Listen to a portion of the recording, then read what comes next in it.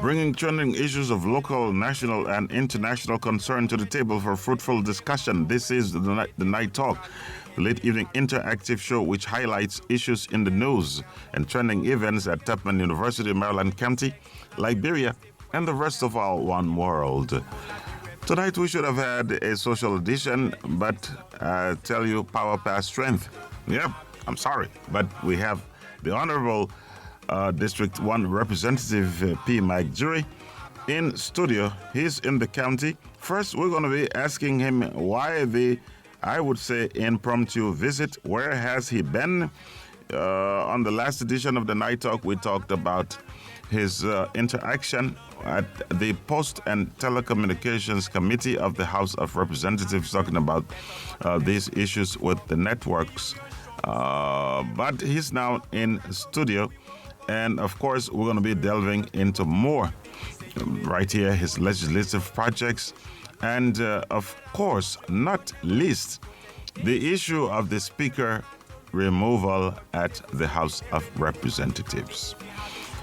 The representative has agreed to take calls if there is time. And of course, we're going to be affording you that opportunity when the time arrives. My name is Rashford Gartner. This is the Night Talk. I will be right back after a few more bars of our signature.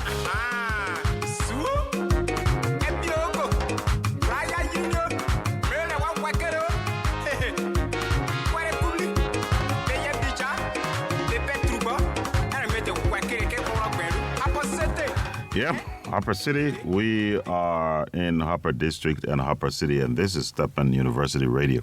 Let's use this time to give a heartfelt welcome to Honorable P Mike Jurry, Harper District 1 Representative. Sir, it's a pleasure having you on the Night Talk. Yes, thank you, Rochefort, and good evening to all the listeners in Radio Land. Good evening to the good people of Harper District, and yea, to the people of Maryland, because I understand the radio cuts across the county. Okay, we are back on the Night Talk, and we're going to try again. We had this stereo feedback. Honorable, welcome. Can you hear me? Yes, I think I can hear you well. Okay, and you sound much better now. Oh, thank you for the technical adjustments. Okay, and so we are here. We are. Many people are wondering, because this is a rather impromptu visit. Where have you been, and why are you here at this time? Thank you very much. It's I would not consider it impromptu, because there's a purpose for which I came. I will actually describe it as an unannounced visit. Okay. Yes, it's true I've been away for a while. The usual coming into the district every other month has been a little bit slowed down since August last year. I've been away. I'm sorry for that. But there were lots of issues that were surrounding the house, so I didn't have the time to come. I had some other national issues, legislative issues, House of Representatives issues, and many other that we were taking, serious attention to. I'm glad that I'm here. It's always a pleasure to be here. This is my home. I love being here. I love interacting with my people. And thank God I'm back here tonight. Okay. But I'm here actually, as I said, it's unannounced. It's not impromptu. About a fortnight ago, about 2 weeks ago, somebody dear to me, somebody dear to the people of Harper, and I'm sure most of the people knew him. This gentleman, Bob Mumbo, most people call him Bob. We've been together as co-workers, as friends. He was a big brother, but also my workmate. He was my staff, let me put it that way. We worked together for more than 15 years, and we're close. This gentleman is somebody that was dear to my heart because of his respect. I mean, this is a guy who would never say no to assignment. Anything you assign him to do once, it was in the interest of an organization. As a boss that I would ask him to do. The guy was so serviceable. Unfortunately, he met his demise about a fortnight ago, and he will be buried tomorrow. I thought it very prudent, necessary, requisite that I attend the funeral to pay my last respect to this gentleman who, in fact, even if he were eating, and you called him to do something, he would do it. He never complained, always available, willing to work for people.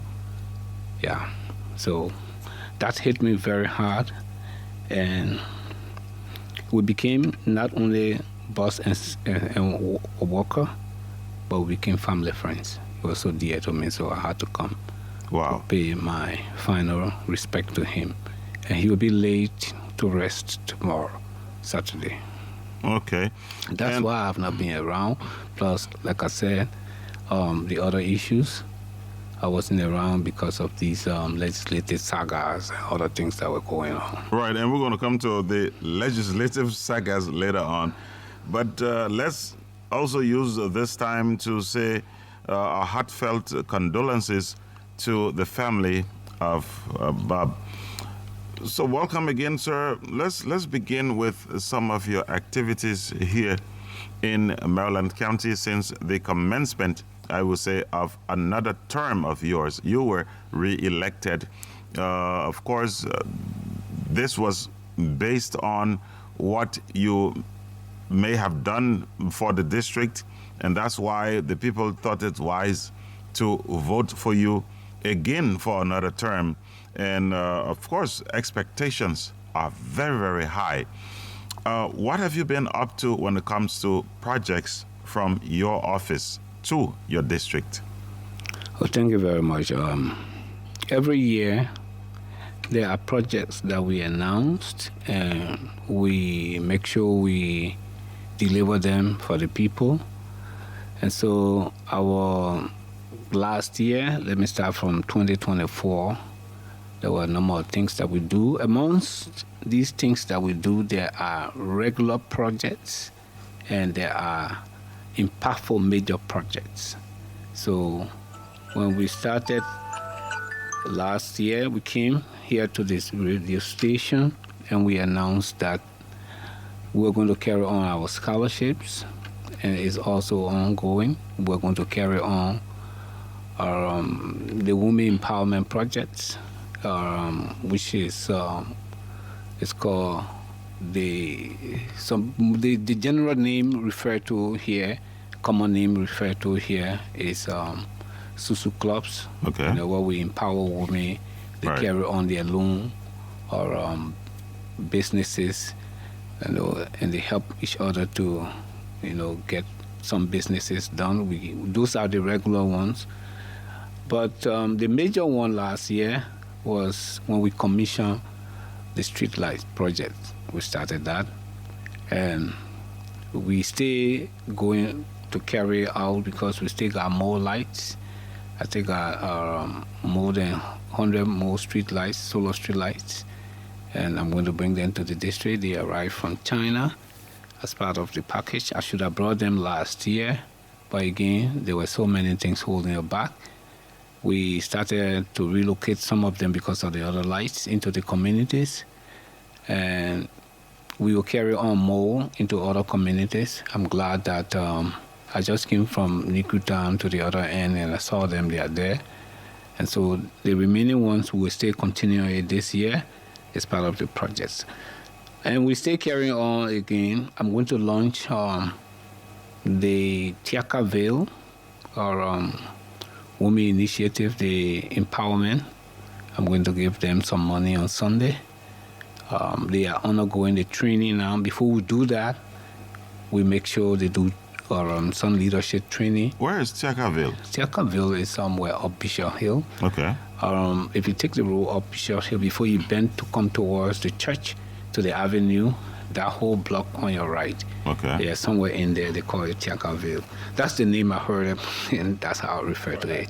So we had a meeting last Sunday with some of our people, and they are carrying on the training. I will be meeting the women to launch them. And I will be visiting some of the clubs that are doing well. There's a group in Hoffman Station. They invited me. Conakry women. They invited me. I will be there. Also, there are other groups that will be visiting the Bassa community women. I was surprised last year, December. Around the end of the year, they do a pool of their monies and they do distribution. And you wouldn't believe it, the amounts of money that those people can raise. So you see, when people work together, yeah, they can become mightier. Teamwork. So we're going to do that. But for this year, our major project this year is going to be rehabilitation of the roads in Harper. Okay. Yeah. And it's good that, let me announce it, the Senator James Biney, he phoned me, he said, "Oh, P Mike,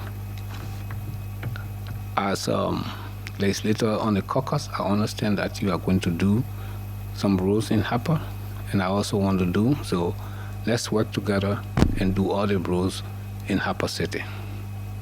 And so this time we are working together in unison, the senator and I, Senator Biney, yeah.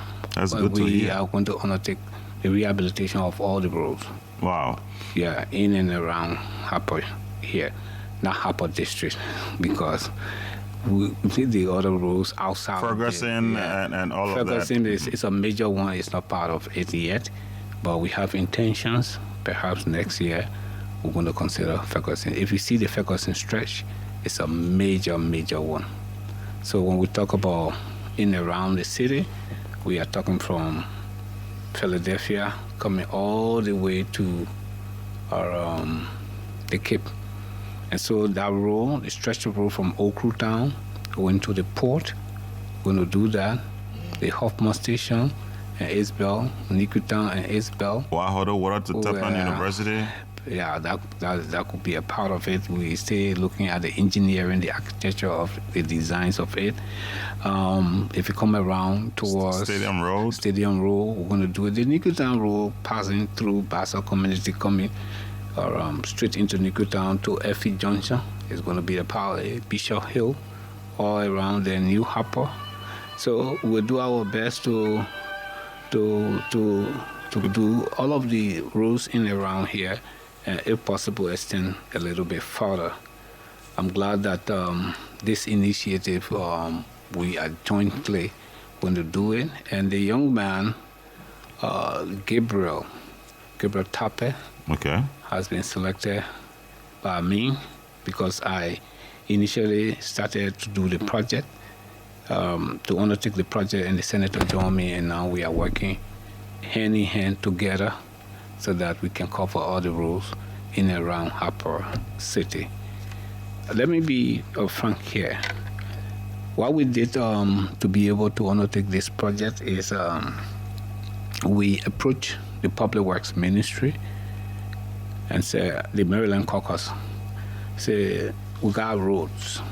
Our intention is to rehabilitate the roads in our city, both cities, Plebo and Harper, because the young man in Plebo, Honorable Anthony Williams, F. Williams, also had the intention. So we approached Public Works and said, we want some machines and we'll undertake the cost. So the cost is being borne by us, the lawmakers, and the equipment is from our Public Works. But the manpower, cost of equipment, maintenance, fueling, everything is our cost. Okay. So we are doing it. And so the machines are currently, as we speak, in Plebo. I think they are trying to conclude the Plebo aspects under the auspices of the Honorable Williams. It's almost done. We have to take the machines from Plebo to Harper, and we know we got a paved road, and we can spoil that road. And so what we're going to do now is we're trying to get the low belt. The low belt is along something like a trailer. Trailer, right? Yeah, that can bring these machines. They will mount them on it so that the machines will now roll on the paved road to destroy it. But the low belt got a problem, and so it's in maneuver for maintenance. So that is you want to bring in more machines? We want to bring in more trucks. Okay. The trucks that they use in Plebo were not more, and considering the roads that we're going to do here, we're going to bring in additional trucks, and the low belt is going to come. It's ongoing maintenance now, and so maybe a week or so it will be here, and then the machines will come to Harper, and then through the efforts of Senator Biney and I, we're going to do the roads in and around Harper. We got special concern because we think the erosion is undermining the area going towards the post around the old post office there. Right. Yeah, it's getting very dangerous. The retaining wall has broken down in some Public areas. Works has already commissioned an engineer to this project, and so we hope they can do their best so that we can be able to save that portion of the road. And so this is a major one for our Harper and its environs around here. But yet and stay, I'm going to continue, like I said, the street lights, because I got them on hand. We'll bring them in and still continue to, give them to communities. In the meantime, other smaller projects, reaching out to groups, communities, student groups, or universities, whatever we can do, we'll do them. We got to work for our people. But those are the major ones for the 2 years. Next year, we have other things on our plate, and we'll continue to work for our people. That is the major thing we're going to do this year. And this year, I'm going to continue working on the merry-go-round, the most talked about place. Right. That has been a bone of contention. We'll come to that subsequently because there are questions I'm glad. which would arise on that. Yeah, I spoke to the mayor today when I got in town. I had a meeting with the mayor, the superintendent and I, and other government officials, high government officials. We had a discussion. I still want to do more there. And so in the end, we're going to do a PPP, a public-private partnership, which will be the gentleman that is there in my office and the city corporation will sign it, and it will be done. We just hope it will be maintained, as a legacy project. It's a legacy project. Right now, I'm told by most people that almost all of the events that are taking place in town are going out over there. I also want to donate. There's this camera. I don't know the name, but I think it's 360 camera. I want to put it in there. People can do their videos, programs, and then you take it, you give it to them. They can share it. Yeah, we're going to bring that as a value added to the merry-go-round plus other things. So that merry-go-round will continue to work on it. And maybe by next year, we'll finish with it. And the people and the children and our students and everybody can have their entertainment place, their amusement place, their wedding place, their reception, their basketball, whatever. Yeah, we're thinking to find a little spot in there to create some little space for 3 years old, 4 years old, or soccer or something like that. And so we're going to work with our engineers to look at it again to see what we can add to it. Folks, if you just joined us, you're listening to the Night Talk, and my guest in studio is the Honorable Representative of District 1, P Mike Jurry. He's telling us about his visit to Maryland County, where he's been and what he's doing right now. And he has consented as well to take calls subsequently. But before we go further, I want to take you back a bit to the Women Empowerment Project, which you've been going on, and which is commonly known as the SUSU or Loan or Social or Savings Club or something of the sort.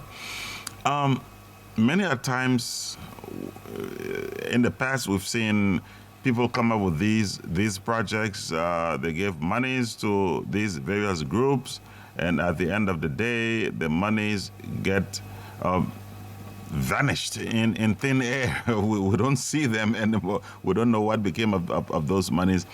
My question would be, what are you doing to monitor? Because at the end of the day, if the money goes missing, you are not going to get a good name. People will say, oh, the manager brought something and a judge thing. What are you doing to ensure that these injections are properly managed? And the follow-up would be, how is it going? Are you seeing, because I believe you expect to have remittances and profits from the payback with the, I think there's a tiny little interest rate or something. How is it going?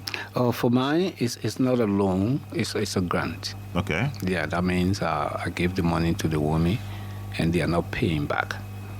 What I do is, they know if you speak to the woman, they will tell you, before we get started, we organize, we have a leadership, and you must undergo training. It's called Internal Lending and Savings Club.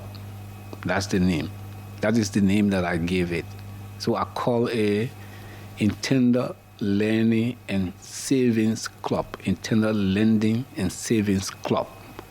Okay. So they do the training. There's a young guy in Hoffman Station, a couple of people around that I used to train these people. I started this thing over 5 years ago. When I became rep, I started, but I got the idea at the time I was serving as executive director of Caritas. And I learned it in Sierra Leone. I got involved, and then I came back and I started doing it, and I carry on as one of my political projects.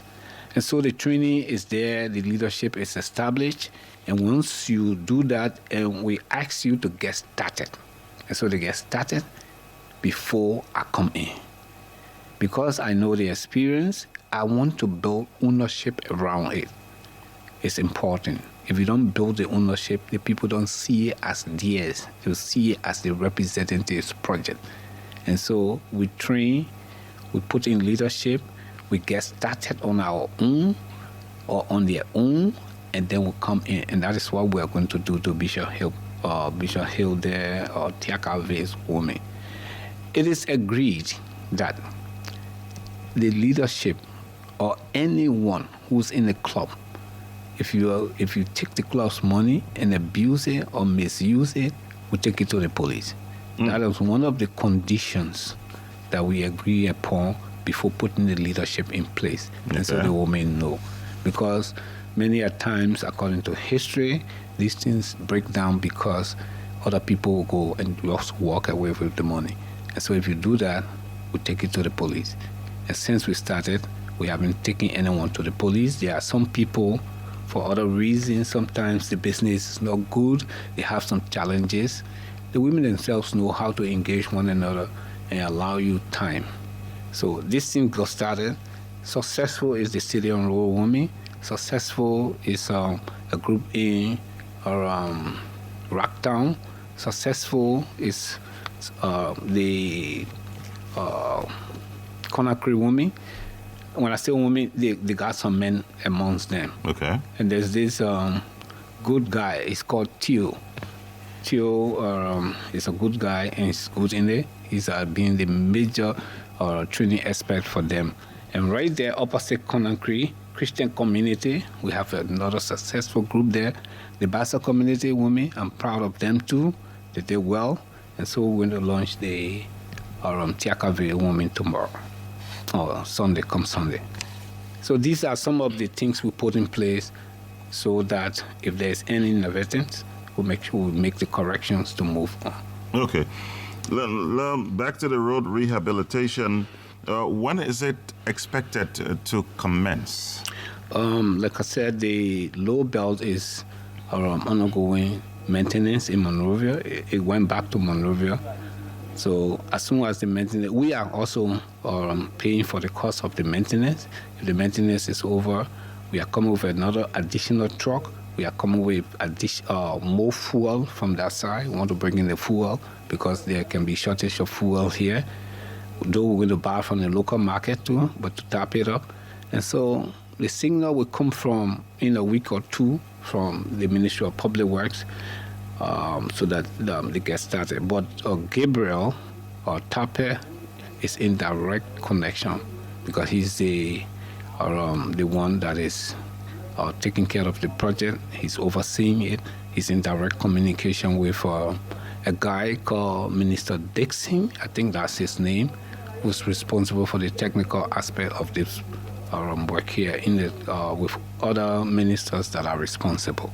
Okay. So it will be taking over very soon. And what about other parts of the district? Because I believe that when people hear that the project to rehabilitate Central Harper, which is the seat of the county and is important, but I believe that they too are going to be yearning for works in the areas, especially the Kampala. It's just the start. It's just the start. The intention is to do the whole of Harper District.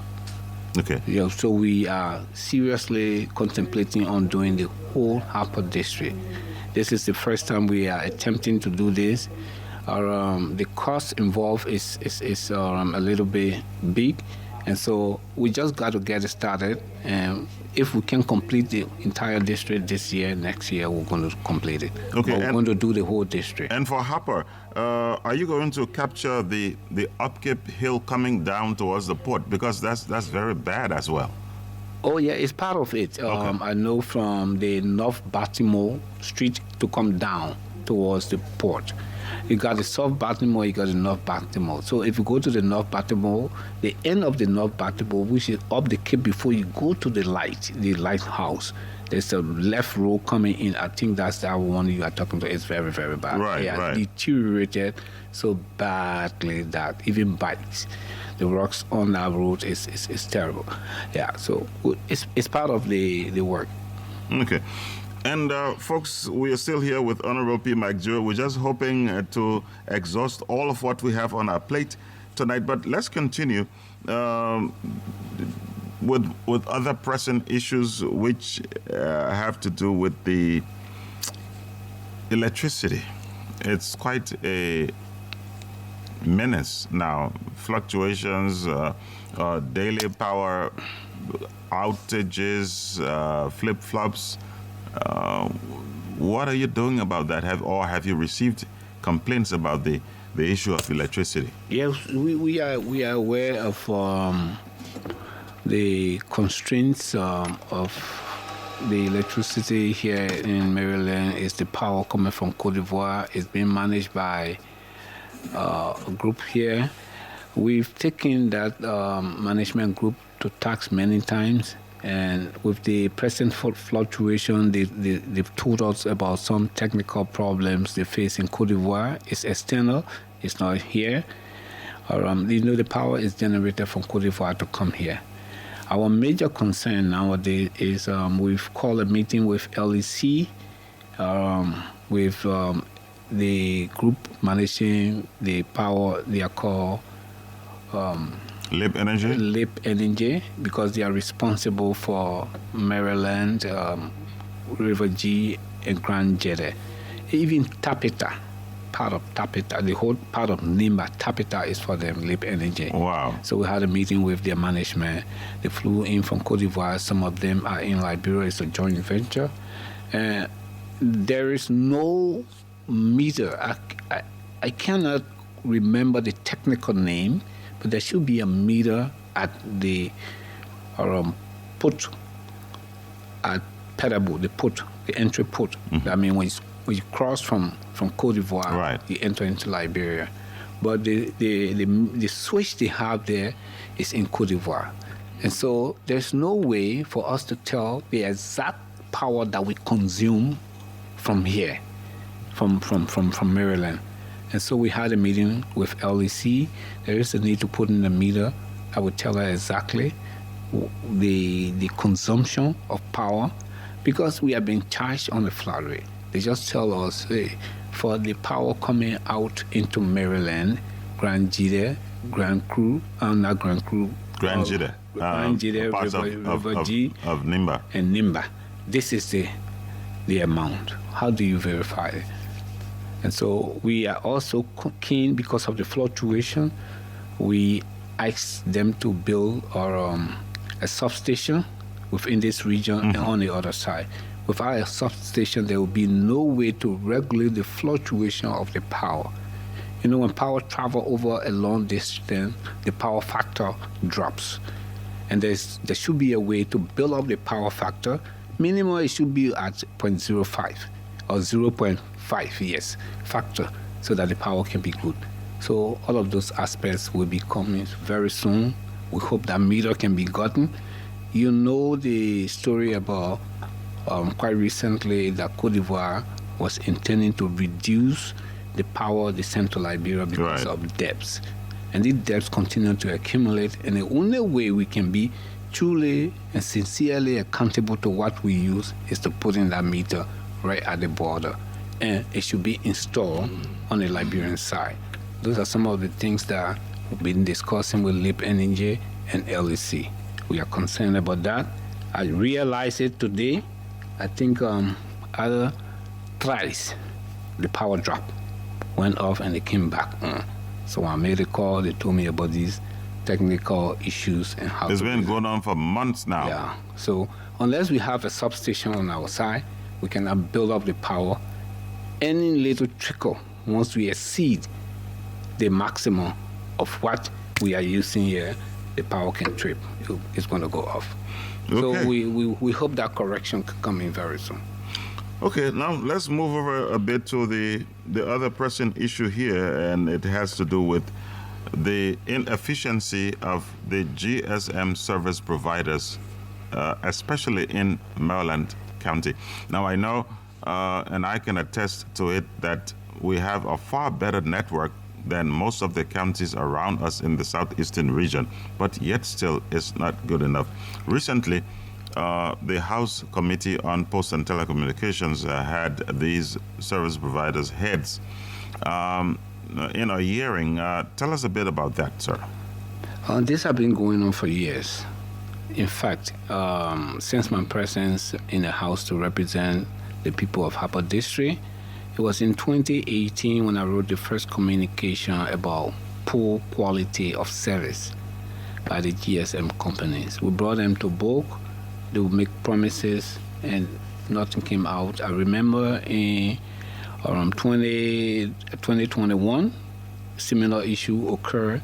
I remember even up to last year, I got some communication from some pressure groups here and civil service, civil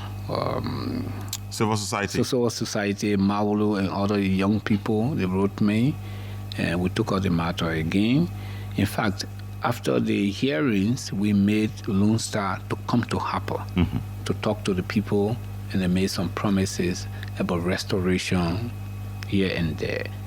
We did not realize those things, and then this year, a communication was also proffered by the Maryland caucus on the same matter, not only for Maryland, but for the entire Southeast, because this problem prevails everywhere.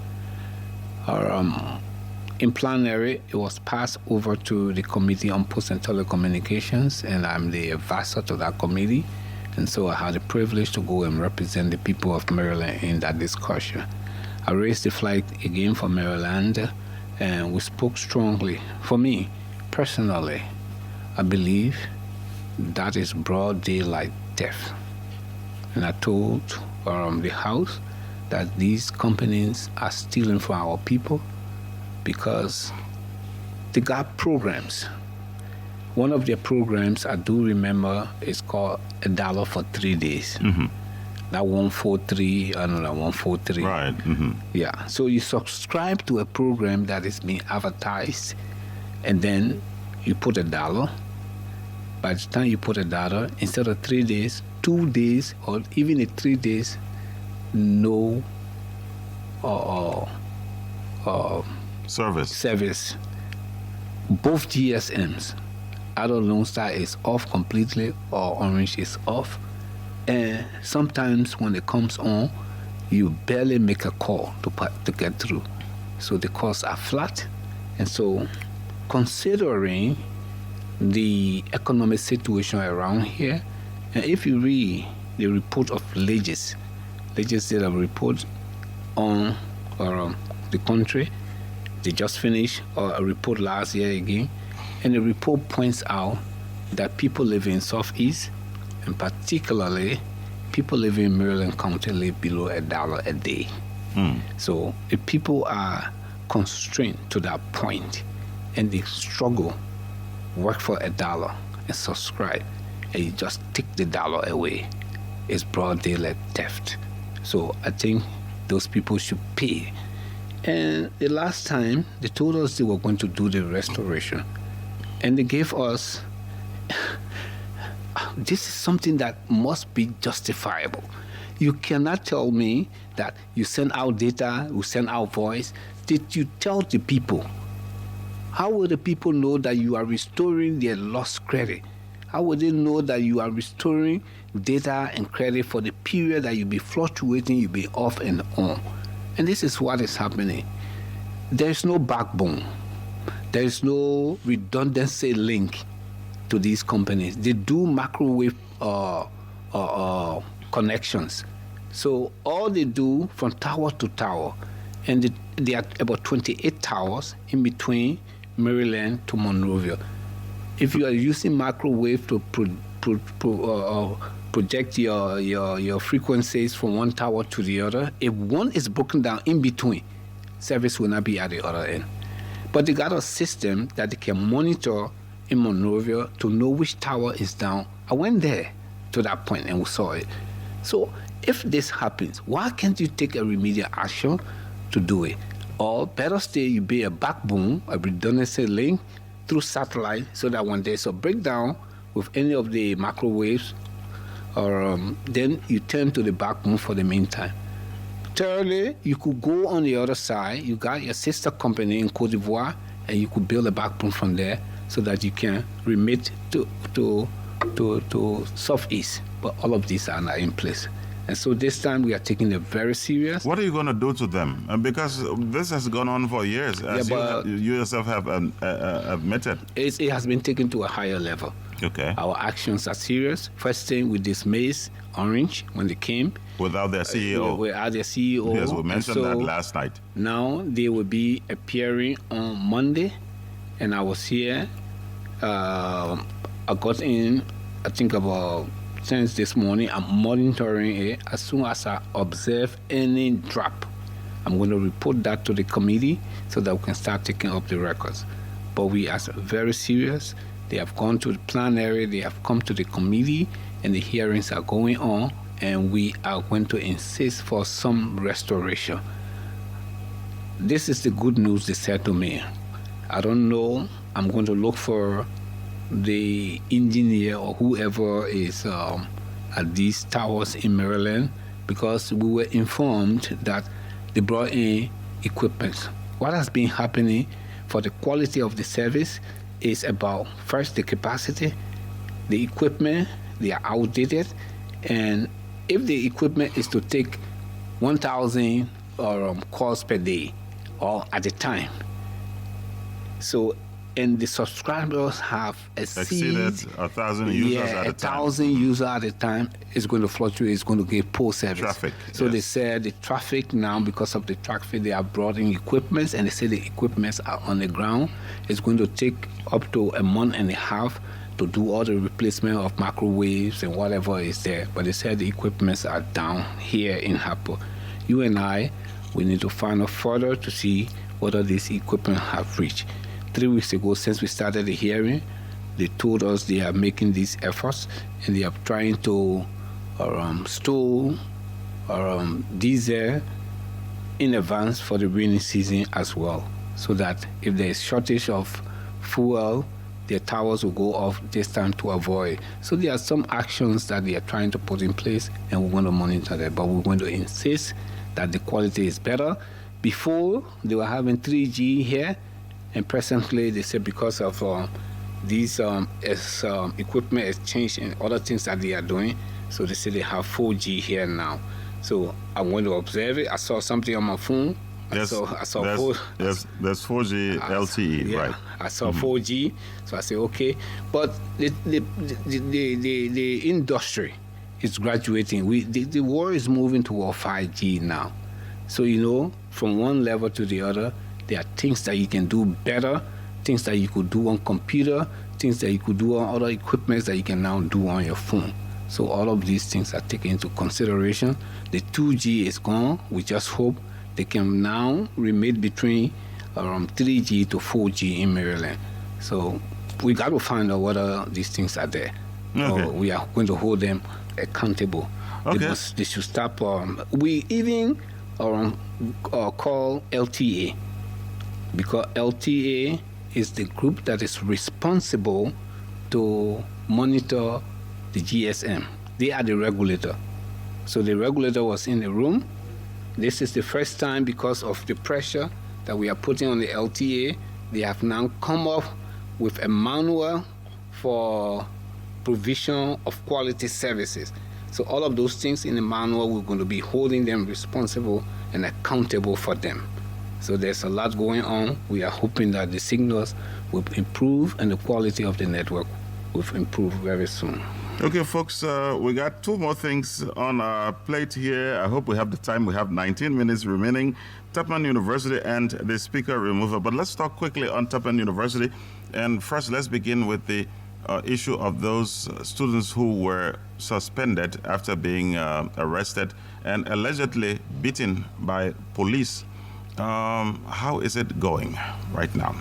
That was something we found out as a board, because I'm a member of the board. Okay. So for this aspect, I'm going to speak in the capacity as a board member. The board wasn't happy about that. We feel that there are other ways to remedy these type of situation when there's problem between student and administration, particularly if we are a university that is responsible for instructing young people to behave. We know misbehavior will happen. We do not support misbehavior of students, but equally so, we want them to be chastised in a more responsible way, that their education will not be impacted. What we did was to reduce the suspension span was very wide. I don't remember, I think about 2 semesters, something like that, but we are still waiting on the president. It was indefinite. Indefinite, yeah. So we changed it. The students' leader